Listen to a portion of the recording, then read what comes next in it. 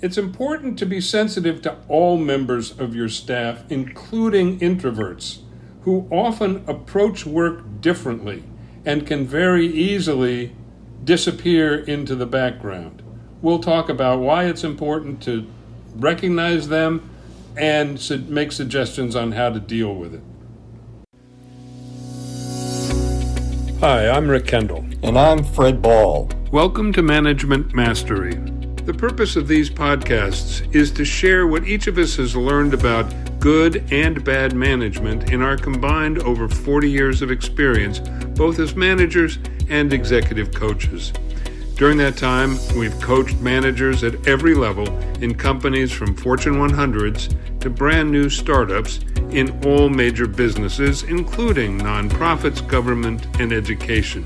So whether you're just starting in your first management position or are an experienced manager looking to strengthen your management skills, we know our podcast will be valuable to you. The dictionary defines an introvert as typically reserved or a quiet person who tends to be introspective and enjoys spending time alone. Yet, almost a third, according to research, or sometimes more than that, of any given staff are introverts. And as a manager, you have to be very careful that you don't allow them to disappear. They're a resource, they're an important resource, and it's very important that you recognize people who are introverted and figure out ways of drawing them out. Now, it's not a cut and dry. Not everybody's an introvert or an extrovert. I mean, there are gradations like everything else in life when you're dealing with people. So there are some people that are painfully introverted and other people who are just more reluctant to speak up. But as a manager, it's important that you assess all of your staff and understand what their capabilities and their limitations are so that you can make maximum use of their talents. Research into introverts suggests that they're often systematic and structural, they're analytical, they're logical, but they're very cautious and they want to verify things first. They don't like to take leaps and go out on a limb on an idea. And they often thrive on being alone and working independently, and they prefer to be quietly reflective. But it's important that you recognize who they are and, like I said, go after their talents, use their abilities, and not let them feel neglected, because a lot of times what happens is they feel you don't care about them. And I've worked with clients who've lost valuable staff people who felt that the boss didn't care about them because the boss never probed them, asked for their opinions, So it's important that you utilize every staff member and understand what their strengths and weaknesses are. That's exactly right. And the point that you raise about the leader tends to be extrovert. They're not all extrovert, but it seems easier for someone who's outgoing, who talks a lot, and so forth, to become the leader. And what you're talking about is that you've got to understand the people on your staff and be able to identify who the introverts are. And then when you were just saying you have to show them that you care about them, that's absolutely true. One of the things I noticed in managing people was that you really have to seek them out and sometimes get them away from a group situation that often they are very reluctant to speak in a group. So you need to do a lot of one-on-one work with them, I guess is what I'm trying to say. You do, and that takes patience, because one of the things that the extroverted leader often wants is they want to get things done now, where the hallmark of the introvert is an intellectual persistence. They want to continue to get the facts until they have a clear definition. They will often use a thought process where they go through each of the steps, and they want to have the ability to see and act on warning signs, which can be particularly helpful to the extrovert who wants to make the decision and get things done and move on with it, where the introvert may come along and say, but here are some issues that we could face as we go along the way. Oh yeah, and that's a real balancing act that a manager has to deal with, because it's the tension between getting on with it and getting it right. I mean, being fast versus being accurate, and that's really the manager's primary responsibility is getting that balance right. It is, and then they need to be able to leverage the introvert's natural tendencies. The introvert will typically ask a lot of questions up front. They want to understand what it is that their task is going forward, how it's to be carried out, how evaluation will take place at the end of the process, and then they need time to research before discussing issues, and all of that can be frustrating to a boss who is trying to get to a decision. The introvert also may have a favored process for completing the tasks. And so that's another factor that has to be entered in. But the leader has to continue to remember the kinds of things that the introvert can bring.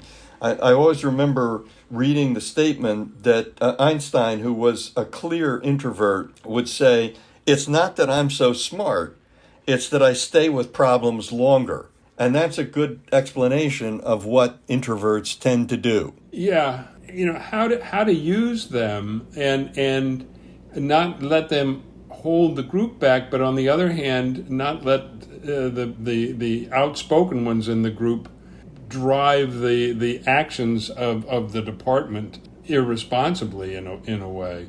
And that brings up another point, and I think that we talked a little bit about what percentage of people are introverted versus extroverted, and in my experience, the ratio really depends on the nature of the work. I mean, a sales department is going to have lots of extroverts and not a lot of introverts, and an analysis department or a market research department or something like that is going to have a lot more introverts than extroverts. Yeah, the only thing that you have to keep in mind is that there are always exceptions to those things. Some of the greatest salespeople alive are introverts, and what they have is not necessarily going out and talking to people, but it's the questions that they ask and the way that they think about things, and the fact that they are able to analyze what the client needs and then ask the questions that are exactly appropriate to what that client needs. And all of a sudden they find, even though they're introverted, that they're the ones that are getting the business. That's a very interesting point, Fred. You can tell I don't hang out with a lot of salespeople, but yeah, I've known both kinds, and you're absolutely right. And the role of the manager is to really understand each person on your staff, what their strengths are, what their weaknesses are, and whether it's on the introvert extrovert continuum or whatever. That's really, to my way of thinking, that the most important part of managing is to understand and take full advantage of the characteristics of every member of your staff. Rick, let's take a look at tailoring your communication for introverts in a one-on-one basis. Well, I think yes, you want to be sensitive to the fact that they like to think about things, and try not to disturb them or interrupt them in the middle of their thought processes, and to respond to the answers to their questions and their need for detailed information. You got to give them the time that they need, if at all possible, to gather the facts, to think things through, and just be tactful in how you deal with them. Yeah, no question. And then there's always going to be situations where you, as the manager, are having meetings, and here it's important to understand how you may want to deal with your introverted people. Research indicates that in a typical 6-person meeting, 2 people speak 60% of the time. And in a large meeting, it's often even worse. And you can see what the issue is that you have there is that you get the 2 people talking, and then you may ask something of the quieter people, and it may be just easier. They don't want to respond. It may just be easier for them to say, yes, I agree with what Sally said, or I agree with what Tom said. And the problem with that is that's forcing collaboration, and it may block creativity and innovative thinking. Fred, in a previous life, I did a lot of focus group research, and I can tell you that in virtually every group I ever did, there were at least 1 or 2 introverts, and they were people who, unless you directly forced them to say something, didn't. And in many cases, exactly what you talked about, they would just, quote unquote, go along with whatever the outspoken member or members of the group would say. And I found that one way to deal with that was to pose a question to the group and have everybody write down their answer, and then go around and ask each person what they had written down. And that way they had sort of made a commitment to an answer before they'd heard what everybody else was going to say. And I think you talk about extending that into a corporate setting of a way to get everybody contributing to the problem solving. Yeah, I've heard a slightly different variant, but the basic idea of what you're talking about is that I coached someone who found that they had good success. At the beginning of a meeting, they would say, "No one is to speak," and they had a memo of what the meeting was about, and they would give this out, and people would read it, and then the leader would say, "I'm going to give everyone time to think." And I want your ideas put down on paper, just as you had suggested. And then after that process is over, then the leader would have people read out what their answers were and either put them up on a blackboard or on a whiteboard, or just have a discussion about them. But that way, it gave the introvert more time to think about it. Another thing that they did sometimes is that they would put out the memo for the agenda of the meeting a day or 2 in advance, so that the introvert had a chance to think about it ahead of time. Uh-huh. And I mean, I think the other thing is to make sure that everybody talks, making sure that you hear from everybody. Now, sometimes people are so reluctant to commit to an idea publicly that you may have to have them hand in anonymously what they wrote down, and then put that on the whiteboard, so that they're not publicly committing to the idea. It's not, well, this is John's idea here. Here's an idea from the group. So there are ways to deal with it depending on how painfully shy or reluctant staff members are, but getting them to contribute to the discussion and the development of a solution to the problem.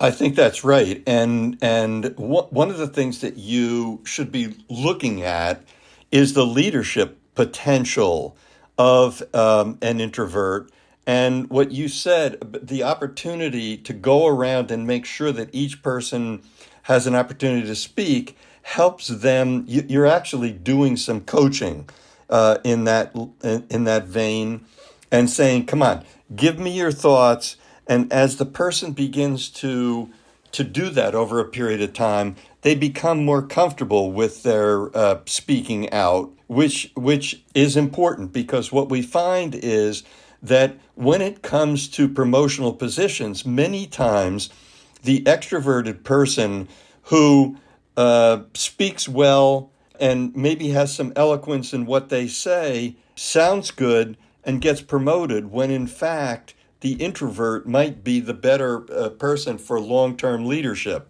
So you want to be able to help any introverts that you have to begin to move in a direction where they could potentially become a leader. Oh, that is so important. And I've known people who turn down promotions because it involved public speaking, talking in front of a group. So they would say, no, I don't want that job, because it would mean I would have to talk in front of a group, and I can't do that.